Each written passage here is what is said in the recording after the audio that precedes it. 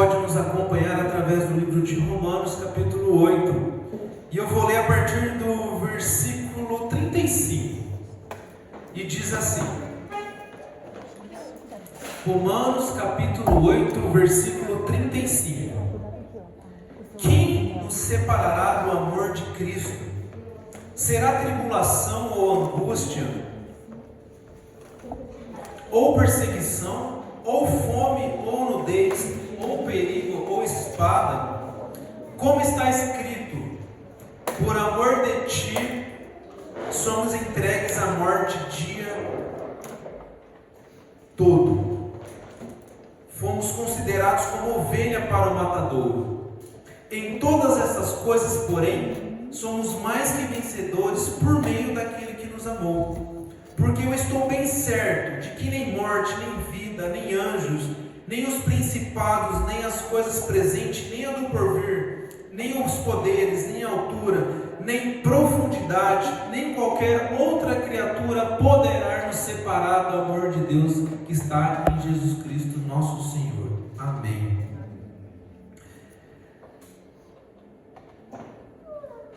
Nós estamos numa época bem propícia para falar pelo menos nessa introdução que nós vamos ter agora, que é o espírito competidor do ser humano. O ser humano ele tem um espírito muito competidor, de disputa, de tentar vencer, um espírito de querer ser o melhor. E aí nós estamos bem numa época que representa muito esse espírito, que é a época das Olimpíadas, que ela representa esse espírito de combate, esse espírito de vitória, esse espírito de luta do ser humano, de sempre querer vencer, um espírito competidor. O ser humano naturalmente tem isso, né? As Olimpíadas, elas são representadas por isso. A gente tem visto isso, essa necessidade do ser humano querer sempre estar vencendo e fazer parte de um grupo, né? O ser humano, ele sempre quer fazer parte do grupo que seja vencedor. Você vê que muitas vezes os seres humanos, eles se dividem em cidades, em estados, em grupos, em times, e você acaba gostando daquele time, e você gosta de uma pessoa, e você olha para o lado da pessoa que você nunca viu, pelo simples fato daquela pessoa torcer para o mesmo time que você torce, e muitas vezes você agride, você bate, você mata uma pessoa que você nem sabe quem ela é, pelo simples fato dela torcer para um outro time. É um espírito, né, de competição do ser humano, de querer vencer, de jogar, de criar esportes. Não tem nada contra isso, obviamente. A questão não é o esporte de você fazer ou não isso, até porque você está cuidando do corpo, você está criando muitas coisas legais, né? Um espírito de competitividade, de irmandade muitas vezes. A questão não é essa, a questão é que o ser humano, por natureza, ele tem um espírito competidor. E a pergunta é: de onde vem isso? De onde vem essa necessidade de competir? E se nós formos buscar e analisar e tentar cavar a origem da competição do coração do homem, não tem como nós fugirmos da palavra de Deus.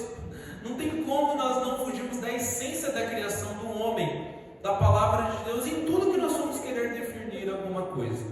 E também, para definir a questão da competição do homem, nós podemos entender que isso é natural da natureza humana. O homem, ele nasceu para experimentar o que é melhor. O homem, ele foi criado para experimentar e compartilhar da glória de Deus. E não há nada mais vitorioso na vida do que a glória de Deus. Porque a glória de Deus é a melhor coisa que existe para a humanidade. Porque fora da glória de Deus não existe vida. Porque o próprio Deus é vida. E esse Deus, ele veio para vencer. É um Deus vencedor. É um Deus capaz de experimentar e compartilhar a glória dele, maioral, que é só dele, que já é autossuficiente para ele. E ele empresta, ele compartilha com a humanidade quando ele cria o ser humano, para viver da glória dele, viver da vitória dele. Um ser vitorioso. Sendo assim, o homem, ele nasceu para experimentar o que é melhor que tem na vida. O homem, ele não nasceu para experimentar o que é ruim. O homem, ele não está preparado, ele não tem estrutura para perder. Ele não foi formatado na essência dele para experimentar a derrota. A derrota, ela traz frustrações, você perde alguém, você perde algo, você não vence, você planeja alguma coisa, você deseja algo, você não consegue. Isso traz um espírito de perda, dá um espírito de vazio, pelo simples fato do homem ser criado para ter abundância, para não viver com derrota, não haver choro, não haver dor, não haver ranger de dentes, não haver dificuldades, mas viver em abundância. O homem foi criado nesse cenário. E quando nós vemos os espíritos das competições, que os homens, muitas vezes sem entender, mas naturalmente tem esse espírito de competição dentro deles, nós começamos a até entender um pouco sobre essa necessidade. Quando o simples propósito, até mesmo das Olimpíadas, é a razão de trazer a paz, trazer o vínculo entre as nações através do esporte, trazer o desenvolvimento harmonioso entre as nações. E nós sabemos que, por mais que o ser humano tente, através de qualquer coisa, através de política, através de governo, através de esporte, através de organizações, tentar erradicar a pobreza do mundo, tentar erradicar os problemas do mundo e tentar trazer a paz pelas forças dos homens, nós sabemos que isso é impossível nesse mundo, nesse tempo. É impossível. É impossível pelo simples fato da natureza de Deus ser justa. Deus, ele é justo, e por ele ser justo, ele é um pai que ele quer criar o seu filho para que ele desfrute o melhor. Ele não quer que o seu filho tropece, que o seu filho caia. Por isso ele é aquele pai, como você foi talvez um pai um dia, todo protetor. Olha, cuidado, o balanço está muito alto. Olha, meu Deus do céu, cuidado, não corre desse jeito. Lembra de onde? Vai pegar na cabeça do... Meu Deus, para com isso. Lembra, pai, quando você segurou na minha jaqueta, que eu ia atravessar a rua, segurou a jaqueta e os botões abriu tudo, e eu fiquei preso e o carro passou? Se não fosse o reflexo de um pai segurar a jaqueta de um filho, talvez não teria um pastor pregando aqui hoje à noite, por causa de um espírito protetor de um pai atento. E esse é o que é o Espírito de Deus, é um pai atento, um pai justo, que ele fala: não vai por esse caminho, eu tenho uma glória para você vencer, eu te criei, eu sei o que é melhor para você, eu sou um pai glorioso, portanto eu te dou tudo o que você quer, todas as árvores do jardim, eu sei o que é melhor para você, eu quero te proteger, faça o que você quiser, experimente minha glória do jeito que você quiser, somente não caia naquele abismo, somente não vai para aquele caminho, somente não come da árvore do conhecimento do bem e do mal, somente não vive do seu jeito, não vive com suas opiniões, não vive de acordo com o que você acha que é bom para você, porque você não sabe o que é bom para você, porque eu te criei. Você é criança, você não sabe, os meus pensamentos são muito mais altos do que seus pensamentos, mais altos do que você possa imaginar. Eu sei o que eu quero para você, eu sei o que eu quero melhor para você. Por isso, filhinho, como uma criança não sabe o que é bom para ela, Deus trata os seus filhos dessa maneira. E Ele fala: não faça isso, não se desvie da minha glória, que é o melhor que você pode ter, a melhor vitória. E Deus, sendo amoroso, Ele cuida desse filho, mas também Deus é justo. E não tem como, diferente de nós que somos muitas vezes pai falho, nós queremos que nossos filhos façam as coisas bem feitas, para que ele se dê bem, e muitas vezes nós direcionamos e nós criamos condições para que nossos filhos realmente tenham vida em abundância. A gente fala: filhinho, não vai ali que você pode ser atropelado, filhinho, fique aqui, não saia daqui, porque senão o carro pode te pegar. E muitas vezes a gente cria condições para os nossos filhos não errarem, e nós, como os pais falhos e não tão justos como Deus, nós deixamos de disciplinar, nós deixamos de corrigir, e nós não somos tão justos como o nosso pai. Muitas vezes a gente fala: se você fazer isso vai ser mal para você, e papai vai te disciplinar, para você aprender a não fazer isso. Mas muitas vezes a gente deixa passar.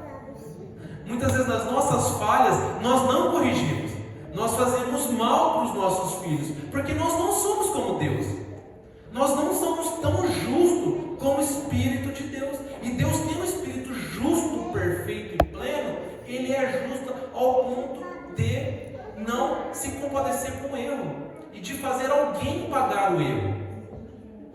E quando o assunto é Deus, e quando alguém erra diante de Deus, saiba que Ele é justo. Quando alguém erra diante de Deus, saiba que alguém vai pagar, porque Ele é justo. Não tem como o erro passar impune diante dos olhos de Deus. Ele não tem como Ele passar pano, não tem como Ele dourar a pílula, não tem como Ele fingir que Ele não vê. Ele é Deus, Ele vê tudo, Ele sabe do seu erro antes mesmo de você errar. E não tem como Ele fingir que não aconteceu nada, pelo simples fato dele ser Deus e ser um perfeito justo. E na sua justiça alguém tem que pagar. E por isso que quando o homem erra, o homem ele passa essa autoridade que Deus dá para o homem, e o homem ele entrega de bandeja para o inimigo. É isso que aconteceu. É isso que aconteceu no nosso mundo, é isso que aconteceu nas nossas condições, e nós como igreja, nós acreditamos que nós estamos ainda escrevendo a história, e ainda falta acontecer um evento para a igreja que não aconteceu, Márcio. Nós que participamos da igreja de Jesus, nós acreditamos que ainda falta um evento final para a igreja, que é o evento do arrebatamento dos seus filhos, aqueles que creram em Deus. E a Bíblia diz, pelos seus sinais, ela não fala o dia, ela não crava a hora, somente o Pai sabe disso, mas ela deixa sinais. E pelos sinais, esses eventos que vai acontecer com a igreja de Jesus, que é o próximo evento que falta acontecer, após a vinda, que foi o último evento, a morte e a ressurreição de Cristo, é o arrebatamento. E por isso Cristo diz: eu farei novas todas as coisas. E quando o homem ele erra, ele passa essa autoridade do mundo para o inimigo, porque ele é justo, alguém tem que pagar, porque Deus ele não se mistura com o pecado, e quem paga esse erro é a pessoa de Jesus Cristo, o nosso Pai, um Pai amoroso, que Ele vai no lugar do Filho. Você faria isso pelo seu filho? Ele fez, mas Ele fez por um filho que não estava nem aí para Ele. Ele fez, na verdade, por uma pessoa que muitas vezes nem se declarou que ia ser filho dele ainda. Ele fez isso por uma pessoa que muitas vezes teria a capacidade de crucificá-lo e de matá-lo, porque mesmo ele sendo crucificado, ele fala: Pai, não impute a eles o pecado, porque eles não sabem o que eles estão fazendo. E esse Deus, ele pagou os nossos pecados. Ele, como um Pai, que a natureza dele de amor, ele paga os nossos pecados quando a gente não merece. Mas essa natureza da competição do ser humano, ela vai além do que esse mundo. Ela vai de uma natureza, de um espírito que nasceu, de um ser que venceu, que nasceu para vencer, porque nós somos filhos de um Pai vencedor. E não há nenhuma organização, não há nenhum evento no mundo que é capaz de suprir essa necessidade do homem, de querer vencer realmente na vida. Não há competição, não há time, não há país que você possa fazer parte, não há vitória, e não há medalha, não há prêmio no mundo que você possa vencer versus a necessidade sua de realmente vencer o que você precisa, que é realmente viver com Deus. Esse é o espírito de competição que está dentro do homem. A necessidade de vencer é justamente a necessidade de fazer parte do lado que vence, a parte da vitória, que é a parte de Deus. E por isso que nós precisamos vencer. E a gente vai criando clichês quanto a isso, né? Muitas vezes a gente fala: tudo posso naquele que me fortalece. E muitas vezes a gente pega esse discurso, a gente não entende muito bem de onde que está esse versículo, que Paulo diz isso no meio de situações que ele passou dificuldades, no meio de situações que ele fala que não importa se ele tem, se ele não tem, mas justamente ele fala: tudo posso naquele que me fortalece. E muitas vezes a gente pega isso isolado e a gente usa justamente para a gente querer vencer, né? O que eu posso ter, o que eu quero ter. tudo posso, tudo eu posso. Ou muitas vezes, tudo posso naquele que me fortalece. Aquela pessoa está fazendo mal para mim, mas tudo posso naquele que me fortalece, eu vou fazer mal para aquela pessoa. Ou muitas vezes, o Senhor é meu pastor e nada me faltará. Não vai faltar nada, nem bens. Por isso Deus vai me destravar, para eu conseguir os meus contratos, para eu conseguir os meus recursos. Porque Ele é meu pastor, nada me faltará. Mas a gente esquece de ver a essência do Salmo 23, que fala sobre isso, e ele fala sobre valores eternos.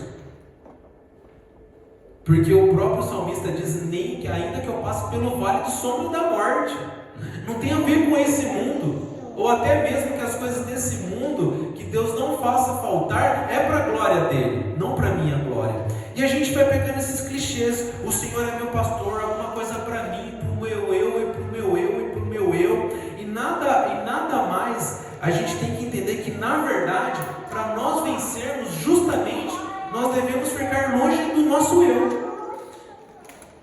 Para nós realmente sermos vitoriosos e nós vencermos, nós precisamos ficar longe do nosso eu. Quanto mais longe do nosso eu, quanto mais longe das minhas vontades, quanto mais longe das minhas percepções, mais eu sou vitorioso.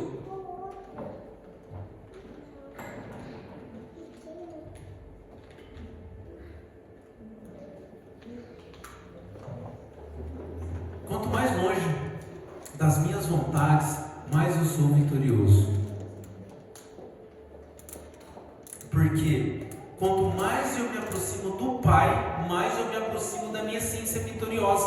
Porque a vitória que está dentro da gente, a nossa vontade de vencer, ela não vem da gente, ela vem justamente do Pai. E por isso que eu preciso cada vez me afastar do meu eu e me aproximar do Pai. Do Pai, que é um Pai que Ele quer que o filho vença. Sabe aquele espírito do Pai que Ele quer que o filho se dá bem? Aquele Pai que ensina, aquele Pai que corrige, aquele Pai que vai ensinando, que vai encorajando, ensina ele a andar de bicicleta, muitas vezes ensina a ele jogar bola e vai ajudando nos estímulos dele para que ele possa realmente, quando crescer, estar preparado para a vida. É esse mesmo espírito do nosso Pai. Ele quer que a gente vença. Ele é um Pai que quer que a gente se dê bem. Por isso o título dessa noite é: você é vencedor. Se você ama o seu Pai, você é vencedor. E a essência da vitória está nisso. A essência de nós realmente competirmos e nós vencermos é nós aprendermos a amar o nosso Pai. E se nós amamos o nosso Pai, nós seremos vencedores. E por isso, no livro de João 16:33, ele diz assim. Livro de João, capítulo 16, versículo 33. Ele diz assim: estas coisas vos tenho dito, para que tenhais paz. Em mim, no mundo passareis por aflições, mas tende bom ânimo, eu venci o mundo. E se você ama o Pai, você é um vencedor. Se você ama o seu Pai, Jesus Cristo, você é um vencedor pelo simples fato dele ter vencido o mundo. E ele simplesmente, ele é o vencedor porque ele, seu Pai, venceu. Você tem do seu lado um Pai vencedor. Você tem do seu lado um Pai vitorioso, que ele diz: no mundo tereis aflições, mas tende bom ânimo, eu venci o mundo. O seu Pai venceu, ele venceu a morte, e ele venceu a vida, e ele pode, esse ser pode ser o seu Pai. Você pode ter o melhor Pai do mundo. É um Pai que diz no livro de Apocalipse, capítulo 6, justamente essa essência de um Pai vitorioso. Ele diz em Apocalipse, capítulo 6, versículo 2: vi então, eis um cavalo branco, o seu cavaleiro com um arco, e foi-lhe dado uma coroa, e ele saiu vencendo e para vencer. Ele está narrando, ele está descrevendo justamente a figura desse ser vitorioso que vai vir nos buscar. Um ser vitorioso é o seu Pai. Você pode ter do seu lado um Pai vitorioso, só basta você querer. Você ter o melhor Pai do mundo, Um pai que venceu a morte, que venceu a vida. Um pai que corrige, ele corrige sim. Um pai que exorta. Ele diz no livro de Provérbios, capítulo 3, versículo 11. Provérbios, capítulo 3, versículo 11. Filho meu, não rejeites a disciplina do Senhor, nem o enfades a sua repreensão, porque o Senhor repreende a quem o ama, e assim como o pai ao filho que quer bem. É o nosso pai, é a mesma essência de um pai, que corrige o seu filho que está errando, não está acertando o alvo, está desanimado, e muitas vezes ele dá um puxão de orelha. É um pai que corrige, é um pai que cuida, porque ele quer que você vença. Ele sabe o espírito que ele tem de vencedor. Tem de bom ânimo, eu venci o mundo. E esse espírito de vencedor está dentro desse pai, e ele quer que você experimente desse mesmo espírito. Ele quer que você seja um vencedor. Por isso que nós temos esse espírito de competição, porque nós somos criados para algum momento na vida nós encontrarmos esse pai. E se nós não encontramos esse pai, nós vamos querer exalar essa vontade de vencer, competindo em algo, sendo que na verdade a nossa competição está em encontrar esse pai, porque a vitória está nele. A vitória está em você encontrar esse pai vencedor que diz: eu venci o mundo, ele venceu tudo, todas as competições que possa haver na vida. A maior competição na vida que o homem é incapaz de vencer, a morte, ele venceu. Jesus venceu a morte, coisa que você é incapaz de vencer.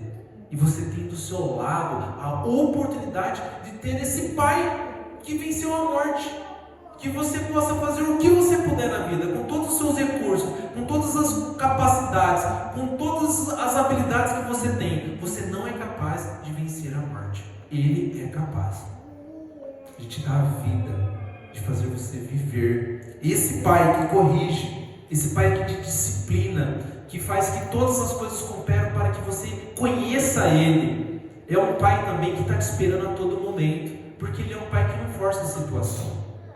Ele é um pai muito sábio. Ele não quer colocar os seus filhos numa bolha religiosa, mas ele quer que você seja filho dele de uma forma voluntária.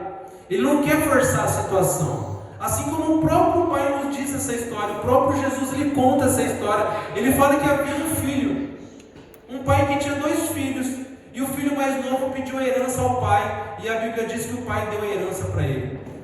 Num versículo o filho pede a herança, e no outro versículo o pai dá a herança para ele. Tá bom, filho.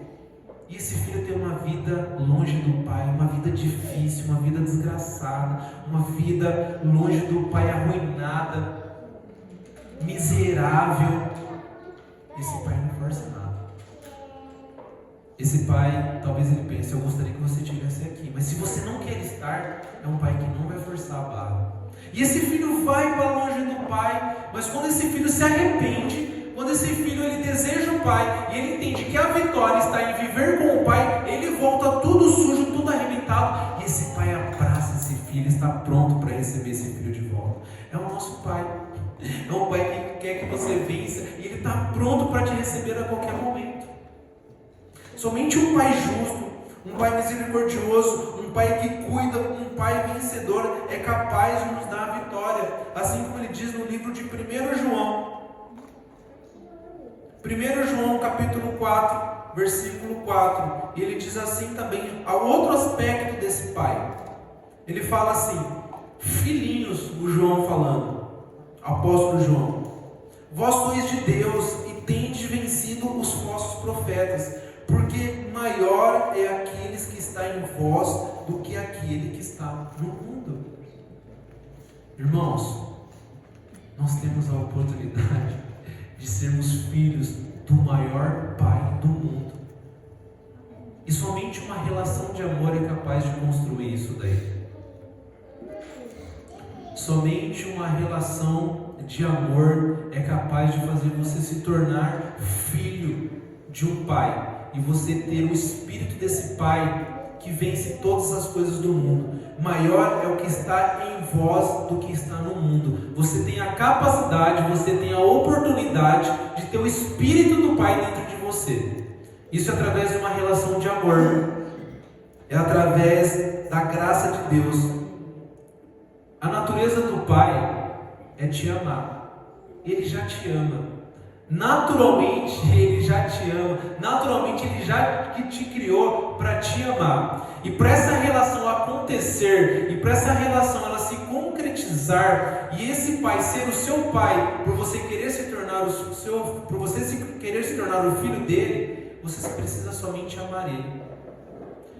E nessa relação, quando a gente entende o que Ele fez para a gente, quando a gente entende que Ele realmente morreu por nós quando a gente não merecia, e que realmente Ele foi no inferno, visitou o inferno por 3 dias para que você não conheça esse lugar, e você entende do que Ele se livrou, e quem é esse Pai poderoso, e nesse poder Ele revela a você com todo amor, é impossível, quando você entende isso, você não amar Ele. Quando naturalmente você entende o que Ele fez, que Ele morreu e ressuscitou dos mortos, e você crê nisso, essa relação acontece. Filhinhos, vós sois de Deus, e tendes vencido os falsos profetas, porque maior é aqueles que está em vós do que aquele que está no mundo. E é justamente disso que João está falando. Quando nós amamos Deus, o Espírito de Deus vem morar dentro da gente. O Espírito desse Pai vencedor. Maior é o que está em vós do que está no mundo. Não importa o que aconteça. Sabe o que nós precisamos fazer? Sabe qual que é a nossa principal concentração de vida? Aprender a amar a Deus. Nós só precisamos entender na vida, com todas as vontades de vencer que nós temos, com as lutas de acordar cedo amanhã para tentar trabalhar, recursos e ser o melhor para vencer algo para nós. Mas no meio disso, de toda essa correria, o nosso maior desafio é aprender a amar a Deus. Porque esse próprio apóstolo João, o vovô João do primeiro João, agora talvez 40, 60 anos depois dele ter conhecido o Pai, o verdadeiro Pai dele, Jesus Cristo, ainda quando ele não era tão vovô, lá no livro de João, do Evangelho de João, João descreve essa relação. No livro de João capítulo 1, não mais o vovô João, não esse vovô João que falava filhinhos, de tanto ele falar, é uma pessoa que já estava acostumada de falar, ame o Pai, porque você pode ter o Espírito do Pai, aquele Espírito que vai fazer você vencer. Esse João, quando mais novo, no livro de João, ele escreve o seguinte, livro de João, capítulo 1, ele diz assim no verso 12, mas a todos, livro de João capítulo 1, versículo 12, mas a todos quantos os receberam, deu-lhes o poder de serem feitos filhos de Deus, a saber, os que creem no seu nome. O nosso maior desafio, a nossa maior competição que nós devemos lutar, e a nossa maior vitória que nós podemos ter na vida, é simplesmente o fato de aprender a amar a Deus. Mas a todos quantos o que receberam, deu-lhes o poder de serem filhos de Deus, a saber, aos que crerem no seu nome. Talvez você está aqui nessa noite, é porque você já é filho de Deus, você já experimentou quem é esse Pai, você já acreditou e você por algum momento você já pensou, para onde eu vou? Da onde eu vim? E que raios que eu estou fazendo aqui? E por algum momento essa pergunta veio no seu coração, e em algum momento Deus se revelou a você, e você creu que realmente você entendeu essa história, que Ele morreu por você para te dar a vida. E quando você creu nessa história, você entendeu essa história, e você deparou nessa história que você tem um Pai vencedor, que Ele é glorioso, Ele não precisa de outra coisa para se autossustentar, mas Ele compartilha essa glória com você, e Ele te ama a tal ponto de ir ao inferno para que você não precise ir ao inferno, e você entende essa história. É impossível, se você entender essa história, você não amar o seu Pai. Se essa história faz sentido para você, se você acredita, não tem como você não amar o seu Pai. A gente pode não acreditar, A gente pode entender que isso é uma história, mas se você crê e se você acredita nessa história que realmente o Deus que te criou, Ele foi ao inferno por você para te salvar, Ele te ama, é natural. Se você acredita, você ama. Por isso em Romanos 10 diz isso. Romanos 10, 9. Se com tua boca confessares que Jesus Cristo é o Senhor, se você realmente acredita, você confessa que Ele é dono da sua vida e que Ele morreu, Ele ressuscitou dos mortos, assim será salvo. Porque naturalmente, se você acredita na história que esse Pai poderoso morreu e ressuscitou, você naturalmente o ama. Se você acredita. E essa relação de amor faz a gente entender quem Ele é, e ela nos dá o poder de nós nos tornarmos filhos de Deus. E o que faz nós nos tornarmos filhos de Deus é nós entendermos essa história e nós acreditarmos que Ele morreu e ressuscitou.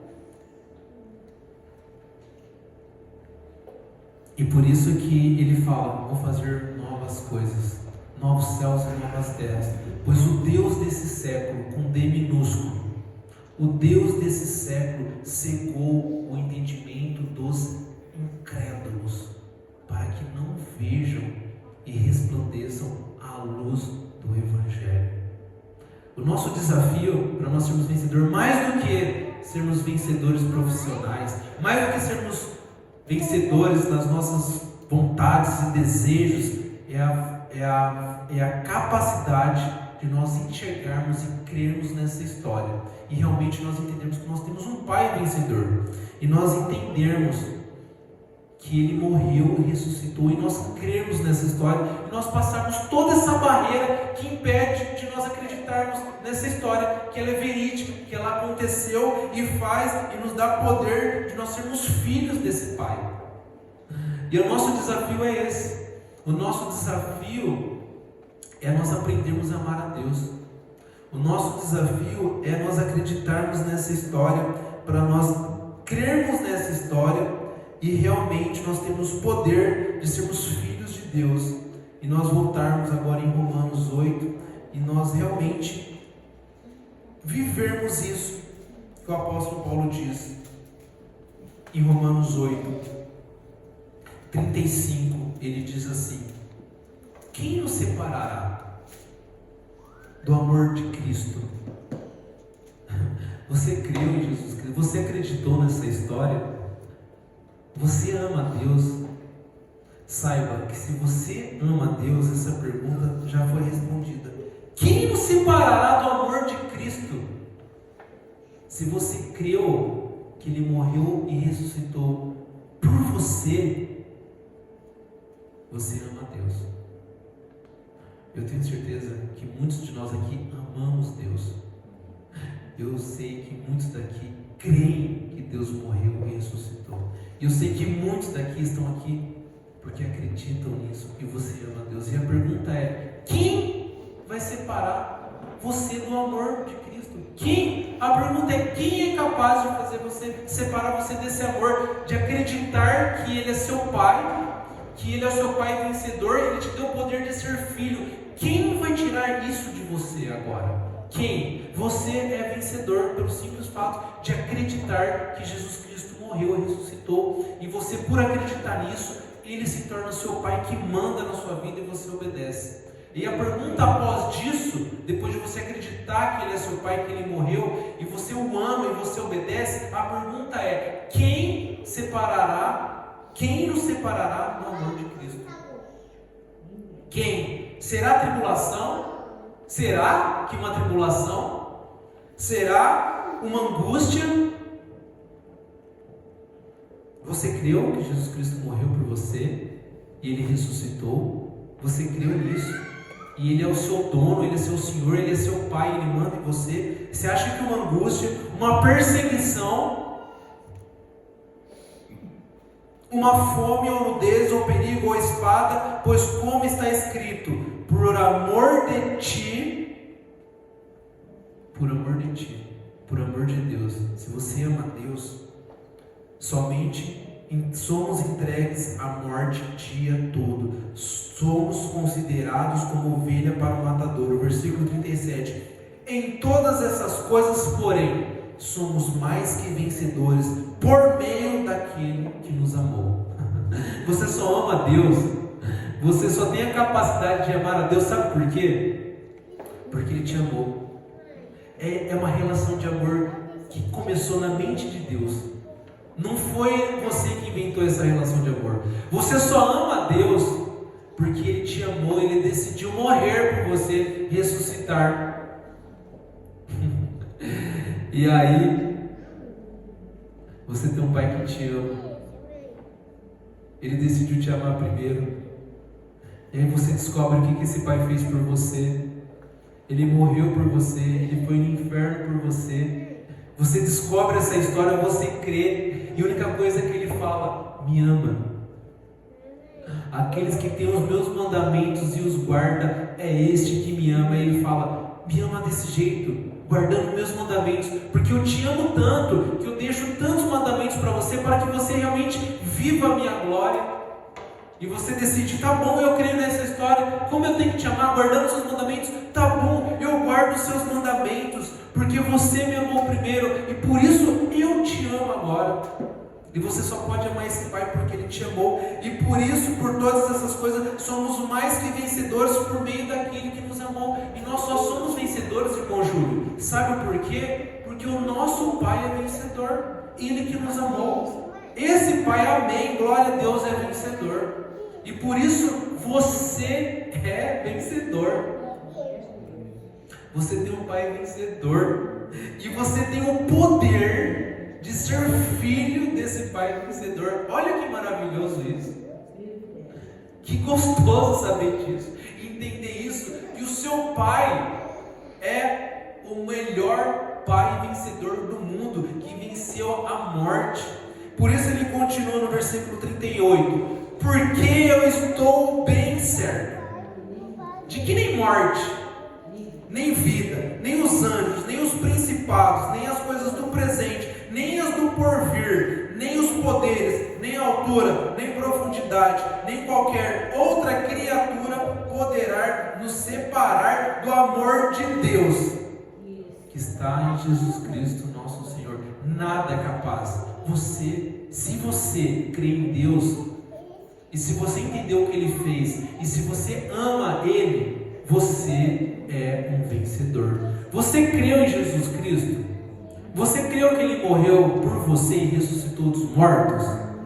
E você ama Ele da forma que Ele pede que você ama Ele? Se você crê e você ama e você guarda os mandamentos dEle, você tem uma relação de amor, o Espírito dEle está em você, não há nada no mundo que possa abalar essa relação de amor de pai e filho. Nada pode abalar a sua relação com o seu pai, Jesus Cristo. Nada. Sabe por quê? Porque Ele garante isso. Ele venceu a morte. Você é vencedor. Pensa numa coisa: você que está aqui essa noite, você é vencedor pelo simples fato, se tu tá poucos confessares que Jesus Cristo é o seu dono, e se no seu coração crer que Ele morreu e ressuscitou dos mortos, se você ama Ele, você é um vencedor, porque você tem o maior pai do mundo, você tem um pai vencedor. Não tem como nós perdermos essa luta, porque Ele já venceu, e nós estamos do lado, nós podemos. Você tem a oportunidade de estar do lado de quem venceu. Você pode ter tido um pai ruim, você pode até não ter tido um pai, você pode até ter sido um pai ruim, você até pode ser um pai ruim, você pode ter tido um pai do jeito que talvez você não queria, mas saiba que não importa, porque para você ser vencedor, só basta você amar a Deus. Você recebe o poder de ser filho do maior pai do mundo, Jesus Cristo. Somente se você amar Ele. E o nosso desafio para nós vencermos, sabe qual que é a nossa competição? Sabe qual que é a nossa luta? Sabe qual que é o nosso desafio? Aprender a amar a Deus. amar esse Pai, é aprender a obedecer esse Pai cada vez mais, e cada vez mais debruçar na lei dele, debruçar na palavra dele, e cada vez mais entender: Pai, coisa grande que o Senhor fez, o que mais que o Senhor tem para mim? Eu quero aprender mais de Ti. E nós nos tornamos vencedores quando nós aprendermos mais desse Pai, porque nós sabemos que nós temos um Pai vencedor. O nosso desafio é esse. Se você crê em Deus, e se você ama a Deus, você é um vencedor. Amém? Amém. Vamos